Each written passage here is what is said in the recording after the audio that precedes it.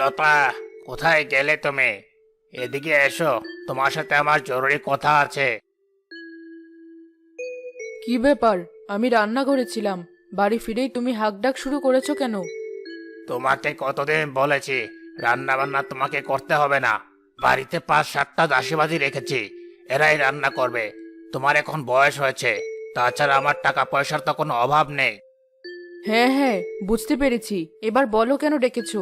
আমাকে আবার রান্না করে কাজ করতে যেতে হবে।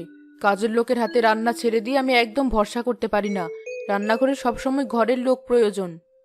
আগামীকাল থেকে ধান কাটার কাজ শুরু হবে। তুমি তো জানো আমি প্রতি বছর জমি থেকে 1000 মণ ধান পাই। এই ধানগুলো ভালো করে সেদ্ধ করে গোলায় তুলতে হবে। একটু আগে তো বললে আমার বয়স হয়েছে, আমি এত সব দেখাশোনা করতে পারবো না। তুমি এক কাজ করো, আমাদের একমাত্র ছেলেকে একটা বিয়ে দিয়ে দাও। ঘরে একটা বউ আসুক, সে এসে এসবের দায়িত্ব নিক। তা বেশ ভালো বলেছ। সংসারে যদি একজন বাড়তি লোক আসে তাহলে কাজের চাপ অনেকটাই কমে যাবে। তুই একটা দাসীবাদীও ছাড়িয়ে দেব। কি বলছো? ছেলে বিয়ে করিয়ে তুমি ঘরে দাসী আনবে নাকি? ঘরের বউ কেন দাসীবাদীর কাজ করবে? না না, এ কথাটা আমার একদম পছন্দ না। আরে বাবা, আমার ছেলের জন্য আমি গরিব ঘর থেকে মেয়ে নিয়ে আসব, যে সব কাজ করতে পারবে। রান্না বান্না, ধানের কাজ, বাসন ধোয়া, কাপড় ধোয়া সব কাজ সেই করবে। এতে আমার খরচও কিছুটা কমে যাবে। সবকিছুই তো বুঝলাম, কিন্তু তোমার ছেলে তো অনেক বাউন্ডুলে। সে তো রোজগার করে না, বেকার হয়ে সারাদিন এখানে সেখানে বন্ধু বান্ধব নিয়ে ঘুরে বেড়ায়। সে কি বিয়ে করতে এখন রাজি হবে? বিয়ে করতে রাজি হবে কিনা তার দায়িত্ব তো তোমাকে নিতে হবে। এই ব্যাপারে আমি কিছু বলতে পারবো না। আর আমি 7 দিনের মধ্যে পাত্রী দেখছি। তুমি তোমার ছেলেকে বিয়েতে রাজি করাও। আচ্ছা ঠিক আছে, তোমার ছেলে বাড়ি ফিরুক, তারপর আমি তার সাথে কথা বলছি। এখন তুমি গোসল সেরে এসো, আমি তোমার খাবার দাবারের ব্যবস্থা করি।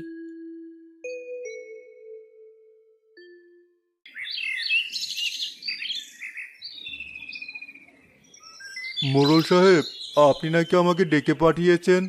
তা বলুন কি হয়েছে? কি হয়েছে মানে? এমন একটা ভাব করছিস, মনে হয় কিছুই জানিস না। 1 বছর আগে আমার কাছ থেকে কতগুলো টাকা ধার নিয়েছিস। সুদে আসলে অনেক টাকা হয়ে গেছে। এখনো তোর টাকাগুলো শোধ করার কোনো নাম নেই। মোড়ল সাহেব, আমাকে আর কটা দিন সময় দিন। আপনি তো জানেন আমার স্ত্রী গত বছর মারা গেছে। সংসারে অভাব অনটন, একটা মাত্র মেয়েকে নিয়ে আমি খুব কষ্টের দিন পার করছি। কে বলছিস তুই? তোর আবার মেয়ে আছে নাকি? কই, জানতাম না তো।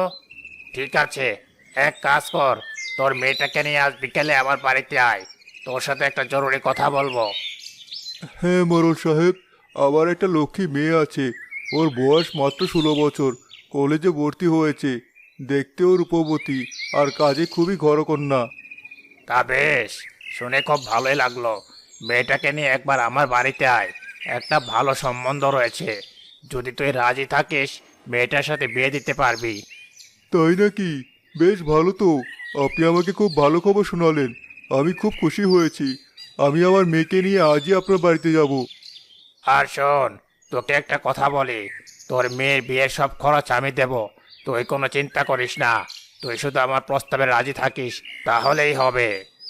মিলন মিয়া সেদিনের মতো বাড়িতে চলে গেল।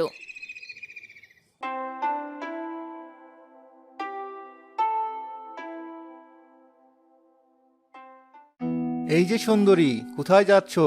আমার দিকে একটু তাকাও। সুমন ভাই, আপনাকে আমি কতবার বলেছি আমাকে রাস্তাঘাটে এভাবে বিরক্ত করবেন না। আমার বাবা যদি জানতে পারে তাহলে কিন্তু আপনার বাবার কাছে বিচার দিবে। তোমার বাবা আমার বাবার কাছে বিচার দিলে কি হবে বলো? আমি হলাম এই গ্রামের মোড়লের ছেলে। আমার অনেক ক্ষমতা, আমাকে কেউ কিছুই করতে পারবে না। আপনি বেকার হয়ে এদিক সেদিক ঘুরে বেড়ান আর মেয়েদেরকে রাস্তাঘাটে বিরক্ত করেন। আপনি কিন্তু আপনার বাবার সম্মান নষ্ট করছেন। এসব বাদ দিয়ে এখন কাজকর্মে মন দিন। আমি তো কাজকর্ম সবকিছুই করতে চাই, শুধু একবার তুমি আমার ভালোবাসার প্রস্তাবে রাজি হয়ে যাও। দেখবে আমি তোমাকে আমার ঘরের বউ করে নিয়ে যাব। তারপর কাজকর্ম সবকিছুই করব। আমাদের সুখের একটা সংসার হবে। দয়া করে আমাকে বিরক্ত করা ছেড়ে দিন। আমি আপনাকে একদমই পছন্দ করি না। তাছাড়া আমি গরিব ঘরের মেয়ে, আপনারা কত বড় লোক। আপনি চাইলেই আমার যে 1000 গুণ ভালো মেয়ে বিয়ে করতে পারবেন। তোমার তো দারুণ অহংকার। এত অহংকার ভালো না। তোমার অহংকার কি করে শেষ করতে হয় সেটা আমি খুব ভালো করে জানি। দয়া করে আর কোনোদিন আমার সামনে আসবেন না। যদি আমার সামনে আসেন তাহলে কিন্তু আমি আপনার বাবার কাছে গিয়ে নিজে বিচার দিয়ে আসবো। কিরে মা, তোর বাড়িতে ফিরতে এত দেরি হলো? আমি সকাল থেকে পানির জন্য অপেক্ষা করছি। পানি নিয়ে আসলে রান্না বসাবো। তোমাকে আর কষ্ট করে রান্না বান্না করতে হবে না বাবা, আমি রান্না করছি। আসলে আমার মনটা একদম ভালো নেই। আজকে রাস্তা দিয়ে আসার সময় আবার সেই মোড়লের ছেলে আমাকে বিরক্ত করেছে। তাই নাকি? তুই কোনো চিন্তা করিস না মা, আজকে বিকেলে মোড়লদের বাড়িতে তোকে আর আমাকে যেতে হবে। সেখানে জরুরি একটা কাজ রয়েছে। ফেরার সময় আমি মোড়ল সাহেবকে পুরো ব্যাপারটা বলে আসবো। কিন্তু হঠাৎ করে মোড়ল কেন আমাদেরকে যেতে বলেছে? নিশ্চয়ই কোনো বদমতলব আছে। মোড়ল তো বদমতলব ছাড়া কখনোই ভালো কিছু করবে না। না মা, মোড়লে কোনো বদমতলব নেই। সে তোর জন্য ভালো একটা বিয়ের সম্বন্ধ দেখেছে, তাই বলেছে আমি যেন তোকে নিয়ে বিকেলবেলা যাই। আমাকে বিয়ে দেওয়ার জন্য তুমি কেন এত উঠে পড়ে লেগেছো? আমার তো বিয়ের বয়সই হয়নি। তাছাড়া আমি এখনো পড়াশোনা করছি। আমি নিজের পায়ে দাঁড়াতে চাই। তোর মা মারা গেছে, আমি যে কোনো সময় চলে যেতে পারি। তখন এই পৃথিবীতে তোকে দেখার মতো কেউ থাকবে না। একটা ভালো ছেলের হাতে তোকে তুলে দিয়ে আমি নিশ্চিন্ত মনে মরতে চাই। তুই দয়া করে না করিস না মা। ঠিক আছে, তুমি যা ভালো মনে করবে তাই করো। আমি ছোটবেলা থেকে কখনো তোমার মুখের উপর কথা বলিনি। তবে এমন কারো হাতে আমাকে তুলে দিও না যাতে আমার জীবনটা নরক হয়ে যায়। লক্ষ্মী মা আমার, বাবার উপর তোর এটুকু ভরসা নেই? তুই আমার সাথে মোড়লের বাড়িতে চল, নিশ্চয়ই তোর জন্য ভালো কোনো সম্বন্ধ ঠিক করেছে। আজ বিকেলে দুজন মেহমান আসবে, মনে রেখো। তারা কিন্তু আমাদের খুব গুরুত্বপূর্ণ অতিথি। তাদের জন্য খুব ভালো করে খাওয়া দাওয়ার আয়োজন করো। তো কে আসবে সেটাই তো বুঝতে পারছি না। আগে তো বলবে মেহমান আসলে কারা। সেদিন তো খুব বললে ছেলের বিয়ে দিতে চাও। ছেলের বিয়ে ঠিক করেছি। আশা করি ওরা সেই বিয়েতে রাজি হয়ে যাবে। মিলন মিয়ার মেয়ে পদ্মার সাথেই আমি আমার ছেলের বিয়ে দেব। কি বলছো তুমি? যাদের নুন আনতে পান্তা ফুরায় তুমি এমন একটা ঘরের মেয়েকে আমার একমাত্র ছেলের বউ করে আনবে? আরে বাবা, যেটা বোঝো না সেটা নিয়ে কথা বলো না।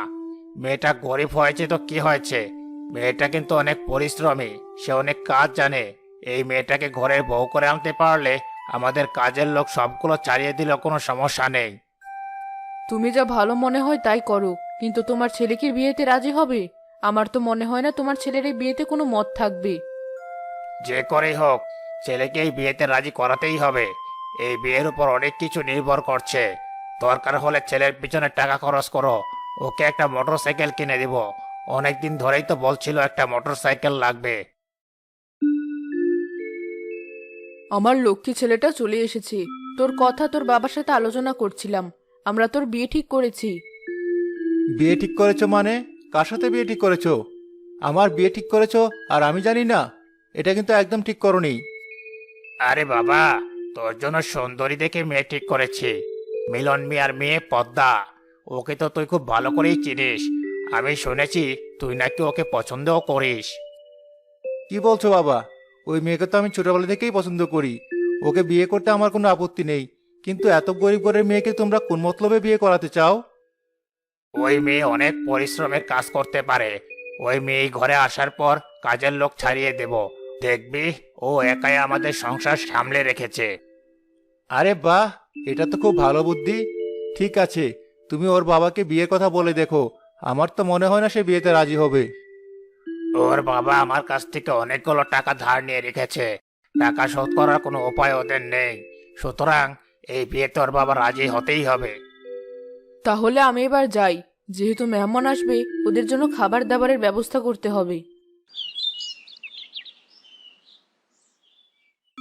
মিলন মিয়া, তুমি চলে এসেছ, ভালোই হয়েছে। আমি তোমার জন্যই অপেক্ষা করছিলাম।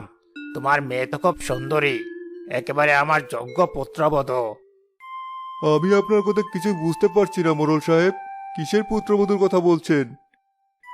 আরে, এই ব্যাপারে কথা বলার জন্যই তো ডাকলাম। আমি আমার একমাত্র ছেলে সুমনের সাথে তোমার মেয়ে পদ্মার বিয়ে দিতে চাই। তোমার যদি আপত্তি না থাকে তাহলে যত তাড়াতাড়ি সম্ভব বিয়েটা দিয়ে দিতে চাই। কিছু মনে করবেন না চাচা। আপনার ছেলে সারাদিন রাস্তায় রাস্তায় ঘুরে ঘুরে মেয়েদেরকে বিরক্ত করে। আমি মরে গেলেও আপনার ছেলেকে কখনোই বিয়ে করব না। আমি আমার মেয়েকে পানিতে কেটে ভাসিয়ে দেব, তবু এই ছেলের সাথে কখনো আমার মেয়ের বিয়ে দেব না।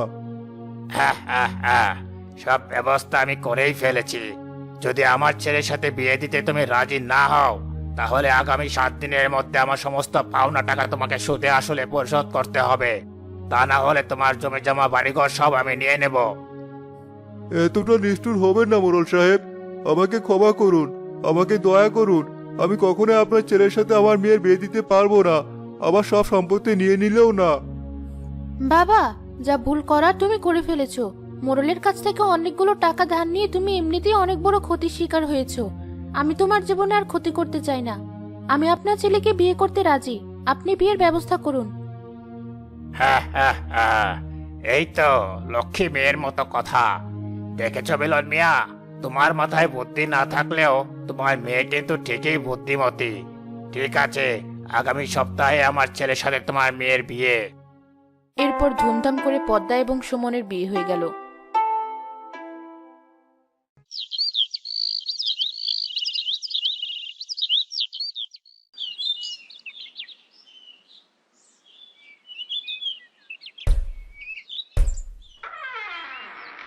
এই যে নবাবের বেটি, এখনো শুয়ে শুয়ে ঘুমাচ্ছ?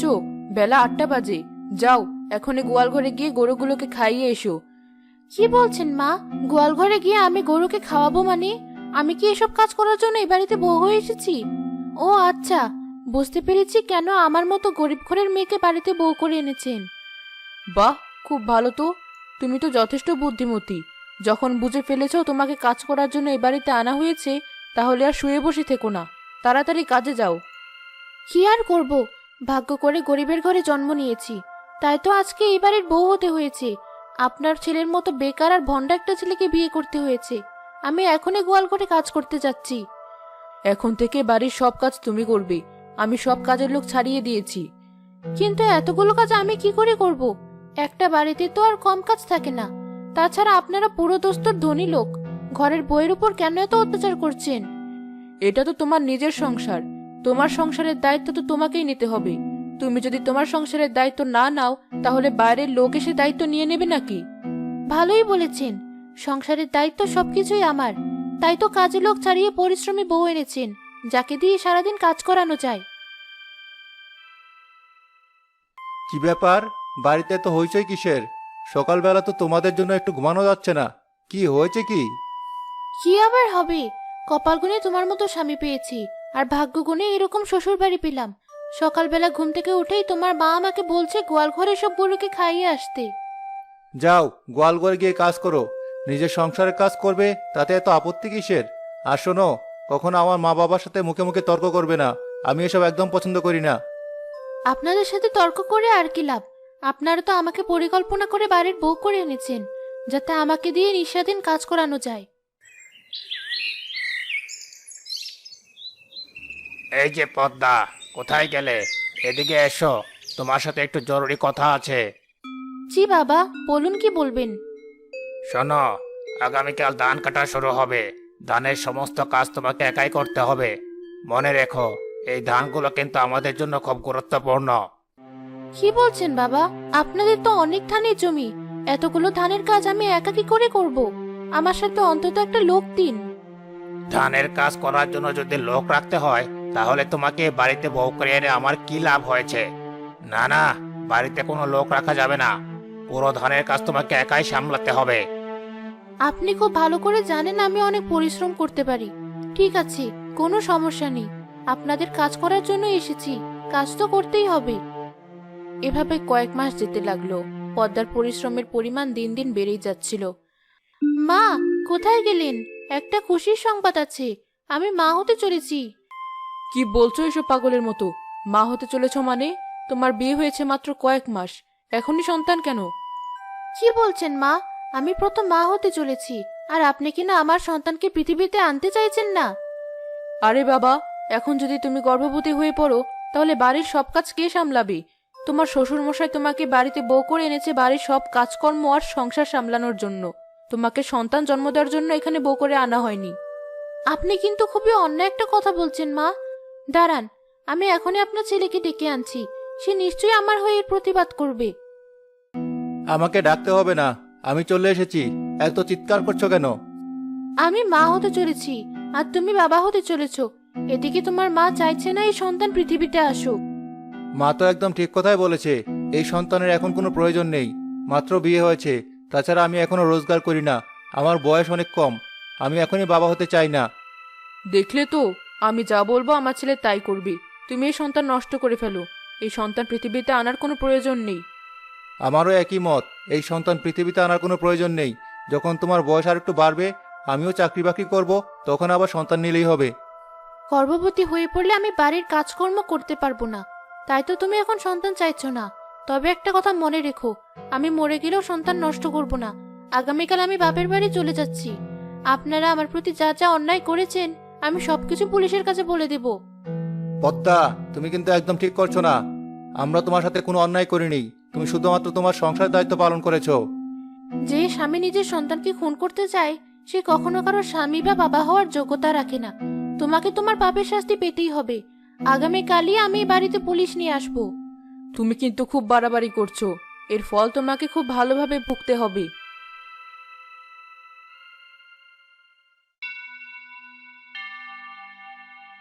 সুমন, এখন যা করতে হবে আমাদের করতে হবে।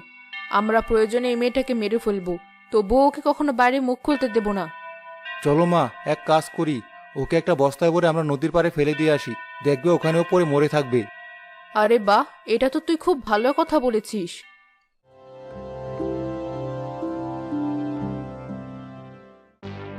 লতা এবং তার ছেলে মিলে যখন বস্তায় ভরতে গেল তখন দেখতে পেল বিছানার উপর একটা কোল বালিশ রাখা। কিরে সুমন, তোর বউ তো এখানে নেই। মনে হয় ও আমাদের সব কথা জেনে গেছে আর এখান থেকে সুযোগ বুঝে পালিয়ে গেছে।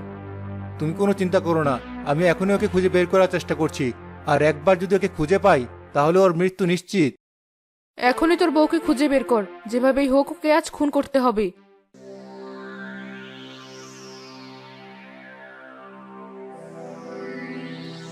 কি ব্যাপার? কোথায় যাচ্ছেন আপনারা? নিশ্চয় নিজের পুত্রবধূকে হত্যা করার জন্য খুঁজে বেড়াচ্ছেন, তাই না? আমরা ইতোমধ্যে মোড়ল সাহেবকে অ্যারেস্ট করেছি এবং তার মুখ থেকে সব সত্য কথা বের করেছি। দয়া করে আমাদের ছেড়ে দিন। আমাদের অ্যারেস্ট করবেন না। আমাদের অনেক বড় ভুল হয়ে গেছে। কি বৌমা, তুমি কিছু বলো। আপনাদের মতো আসামিদের কি করে সাহায্য করতে হয় তা আমরা খুব ভালো করেই জানি। এই, এদেরকে এখনই থানায় ধরে নিয়ে যাও। আর এমনভাবে মামলা দাও যেন সারা জীবন জেলের ঘানি টানতে হয়।